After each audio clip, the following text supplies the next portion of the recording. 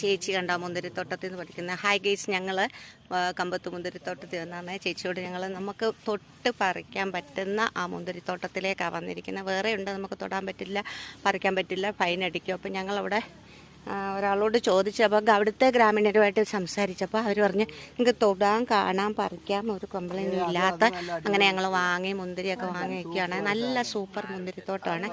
ആർക്കും വരാം. ഇത് വലിയൊരു സ്ഥലപ്പേര് മറന്നുപോയി, പറയാം പിന്നെ പറയാം. പിന്നെ കണ്ടോ, മുന്തിരിത്തോട്ടമാണ്. നല്ല രസമില്ലേ ഇപ്പോൾ സമയം. അപ്പോൾ മുന്തിരിത്തോട്ടം കാണാൻ പറഞ്ഞു പറിക്കരുത്, തൊടരുത് എന്നൊക്കെ. പക്ഷേങ്കിൽ ഞാനൊന്ന് പറിച്ച് തിന്ന് കാണിച്ചു തരാം.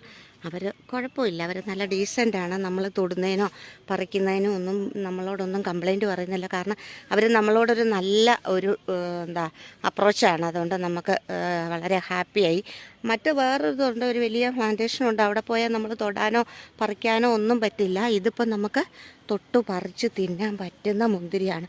പുറത്തെല്ലാം പച്ചക്കറികളാണ്, അതാ കണ്ടില്ലേ. തൊട്ട് പറിച്ച് നമുക്ക് പറിച്ച് തിന്നാം. ഞാൻ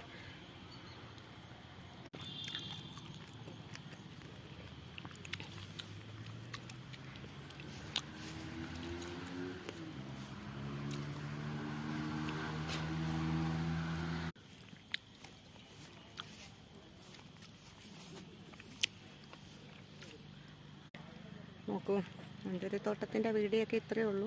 ഇഷ്ടമായെന്ന് വിചാരിക്കുന്നു. എല്ലാവരും ലൈക്ക് ചെയ്യുകയും ഷെയർ ചെയ്യുകയൊക്കെ ചെയ്യണം.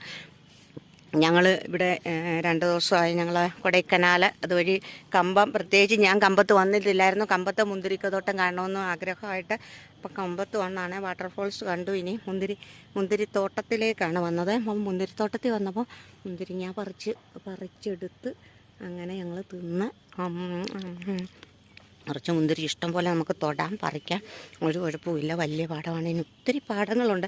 ഇതൊക്കെ ഇവിടുത്തെ കൃഷിയാണെന്ന് തോന്നുന്നു. ഇവിടെ ഒരു കമ്പനിയാണ്. വേഗം വാ, നിന്നെ കൂടെ എടുക്കാം. വേഗം വാ, ഇനി കാണിച്ചു തരാം. എന്താ വിദ്യകുട്ടി. ഇനി അപ്പം ഒക്കെ കാണാം. ഇവിടെ നിന്ന് ഞങ്ങൾ മുന്തിരിയൊക്കെ വാങ്ങിപ്പോവാം. അപ്പം ഉണ്ടോ